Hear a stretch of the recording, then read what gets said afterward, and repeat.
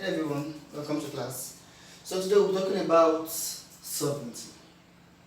Now, when the concept of the state was born, when the modern state was given birth in the year 1648, the documents that bettered the modern state is referred to as the Peace Treaty of Westphalia.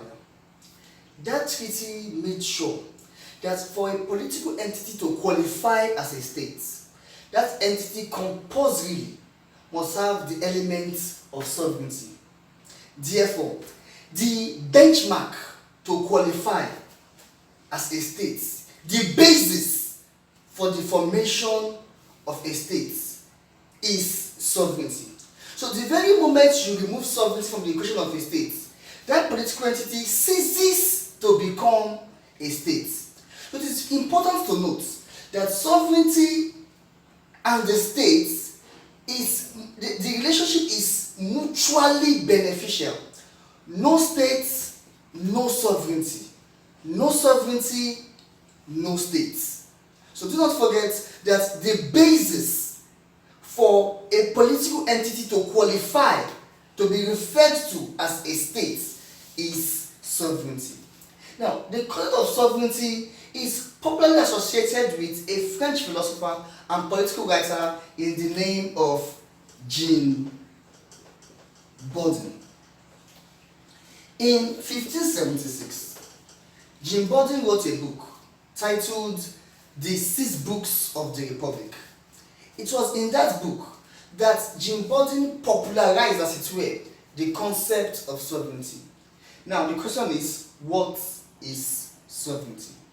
Sovereignty is the absolute power and authority of a state to make and enforce law which its people must obey. I'll do that again. Sovereignty is the absolute power of a state to make and enforce law which the people must obey. So, practically speaking, Nigeria is a sovereign state. Our sovereignty was born the moment we severed colonial ties with Great Britain. In retrospect, in the year 1960, the Nigerian state was born in the sense that Britain gave Nigeria formal independence. As a result, what it meant therefore was that the government of Nigeria could now only be formed by Nigerians. So to speak, the power to control the state was given to Nigeria, and that power is subject to no other. So the moment a political entity is not under any external control, that entity can be referred to as a sovereign entity. So in 1960, Nigeria became a sovereign state. But just so you know, once a political entity qualifies to be a state, it is already sovereign. We only put sovereign states for the sake of emphasis. Now, in 1963, Nigeria became a republic. From that time till date, Nigeria remains one sovereign state whose power is not a subset of any other. So do not forget, according to sovereignty by JAMB, it is the state managing its own affairs without external interference. Now, it's important to note that states come in different sizes. For instance, the largest state in the world by way of land mass is Russia. The second largest by way of land mass is Canada. And the third largest by land mass is USA. The most populated state in the world is China, followed by India. While one of the smallest states in the world is Ghana. Now, Russia, like China, like Canada, like India, like USA, like Ghana, are all states. But then, this has the world's largest landmass, followed by Canada and USA. China is the world's most populated state, followed by India. Ghana is a relatively small state. But then, because all these are bigger than Ghana, it does not mean that they can capture Ghana or that Ghana is under them. No. The qualifying factor here, the unifying factor among all these states is sovereignty. So what qualifies Russia to become a state equally qualifies Ghana to become a state, irrespective of landmass. What qualifies China to become a state, despite being the most populated state in the world, also qualifies Ghana to become a state, despite of course being a small state with a relatively small population when you compare it to China. So do not forget, that's the basis for statehood is sovereignty. Moving very fast, just look at the attributes of sovereignty. This is our time, we shall dwell mainly on three attributes of a state. The first one is permanence. Now, as long as a state remains, as long as a state continues to exist, the sovereignty of that state is intact. I'll do that again. As long as a political entity continues to exist on the global space, the sovereignty of that state is equally in existence. The moment the sovereignty of a state is interfered with, technically speaking, that state ceases at that time to become the state in the sense of the word. I'll say that again. The moment the sovereignty of a state is interfered with, the moment the state can no longer exert its sovereignty, whereby there is no government that can control and manage its affairs, at that point, technically speaking, that state ceases to be called a state. Number two, the second attribute of sovereignty. We have freedom from external interference. And I mentioned this earlier. The moment a state, say for instance, Ghana became independent in the year 1957. Ghana is the first sub-Saharan African country to gain independence, of course, from Great Britain. When Ghana became independent, automatically sovereignty was born. The moment a political entity is independent, the moment it is free from colonial affiliations, that state becomes a sovereign state. And the concept of sovereignty does not allow that a state plays second fiddle to any other.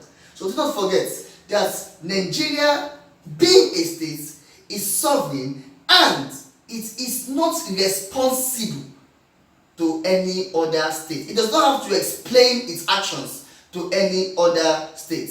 Same thing with sovereign states all over the world. And the third attribute of sovereignty for this discourse is absoluteness. I'll say that again, absoluteness. A state's sovereignty is without limits. There is no limitation to the sovereignty of a state. And just so you know, the sovereignty of a state rests within its territorial borders. For instance, every state, or better still, most states, when we look at Nigeria, have what you call domains. When you analyze the territory of a state, you are likely to find three domains. We have the air domain, the land domain, and the sea domain. All the domains of Nigeria are under the control of Nigeria. So our sovereignty lies within the length and breadth of our geography. So Nigeria has the absolute power to control its people within its territorial space. So do not forget that the three attributes of sovereignty for this discussion, we looked at number one, freedom from external interference, number two, absoluteness, and number three, permanence. So we've looked at what sovereignty is. Remember I told you that sovereignty is popularly associated with Jean Bodin, a French philosopher who wrote a book titled The Six Books of the Republic, which was published in the year 1576.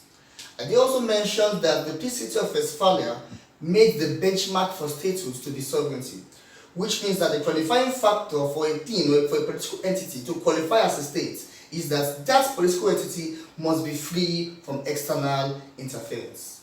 And I also told you that sovereignty is the absolute power and authority of a state to make and enforce laws which the people must obey within its geographical space. We also looked at the attributes of sovereignty. We looked at permanence. We talked about freedom from external interference, and also talked about absoluteness. Now, the next subtopic is types of sovereignty. And number one on the list is legal sovereignty. I hope you're following me. Legal sovereignty. Legal sovereignty refers to the ability of a state to make laws which the people must obey. I'll take that again. The ability of a state to make laws which the people must obey. Remember I told you in our previous discussion that lawmaking is the sole responsibility of the legislature. The legislature is responsible for making laws. However, through delegated legislation, that power can be given to some other apparatus of government. But then, the primary function of the legislature is to make laws. Now, in Great Britain, for example, the capital of the United Kingdom is London. And just so you know, for your information, every state has what you call a conventional long name and a conventional short name. For instance, what we call Nigeria, the conventional long name is the Federal Republic of Nigeria, short name Nigeria. What is referred to as China, the conventional long name is the People's Republic of China, short name China. What you call Belgium is referred to the full name, the conventional long name is the Kingdom of Belgium, short name Belgium. Of course, capital is Brussels. So what you call United Kingdom, the conventional long name is the United Kingdom of Great Britain and Northern Ireland. Conventional short name, United Kingdom, the capital, London. In the United Kingdom, the legal sovereignty lies with the Parliament. The Parliament has the power to make law and to also amend the Constitution. Second type of sovereignty, we have what we call political or popular sovereignty. I'll take that again, political or popular sovereignty.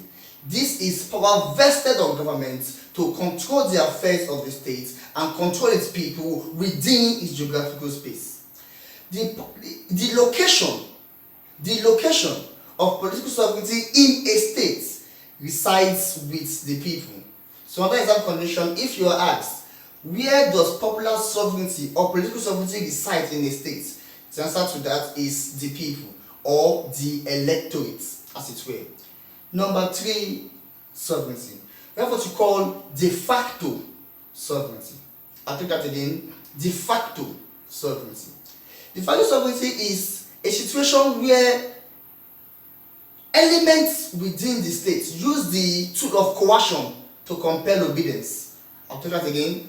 De facto sovereignty is a situation where elements within the state use the tool of coercion or revolution to compel obedience, and that can be made manifest to what we call a military coup or coup d'etat.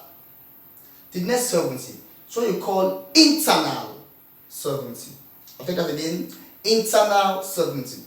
This is the ability of a state to control its people and its territorial space without external interference.